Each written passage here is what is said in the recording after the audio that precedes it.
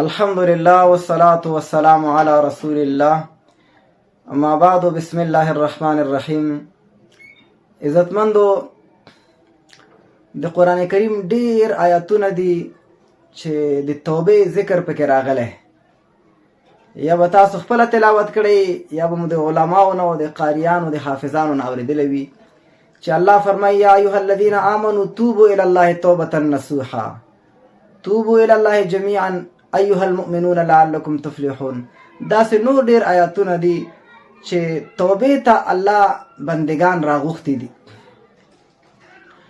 نو ظاهر ذهن ته دا راځي چې توبه د کومې ګناه نه،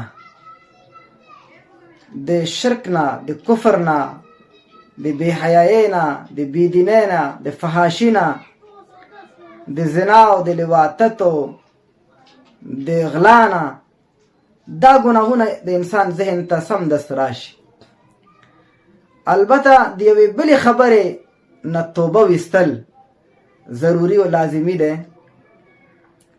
چې هغه داسې ګناه ده چې ګناه خلکو ته نه ښکاري، او ټولو کې خطرناک هغه په دې باندې دی چې ډېر خلک پکې مبتلا دي او خلکو ته ګناه نه ښکاري.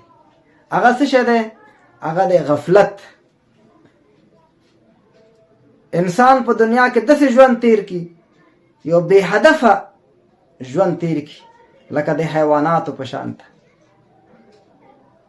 د مسلمان خو په دنیا کې لوی لوی مسؤلیتونه دي.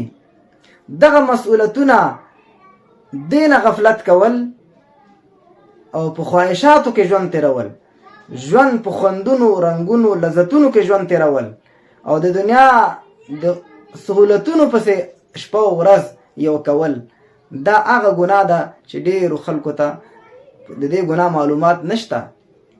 عزتمندو، د مسلمان کار د امر بالمعروف، د مسلمان کار د نهی عن المنکر، د مسلمان کار د دعوت، د مسلمان کار د جهاد.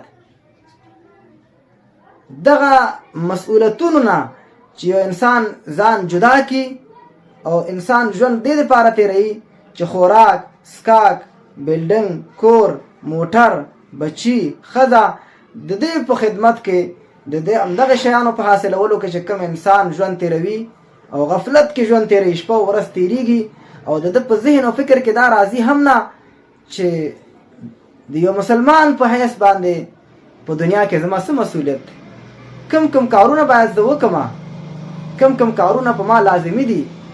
د شر او د فساد مخه نیول، په خپل کور کې اصلاح راوستل، په خپل ځان کې اصلاح راوستل، په معاشره او ټولنه کې اصلاح راوستل، د بېدینۍ مخه نیول، دا هغه کارونه دي چې ډېر مسلمانان د دې نه په غفلت کې دي.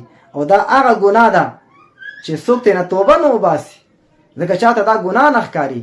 او دا هغه ګناه ده چې په میلیونونو انسانان پکې اخته دي، په میلیونونو مسلمانان، او دې ګناه نه څوک توبه نه وباسي، ځکه چاته دا ګناه نه ښکاري. چې یو ګناه درته ګناه نه ښکاري، نو هغې نه به توبه څه وباسي؟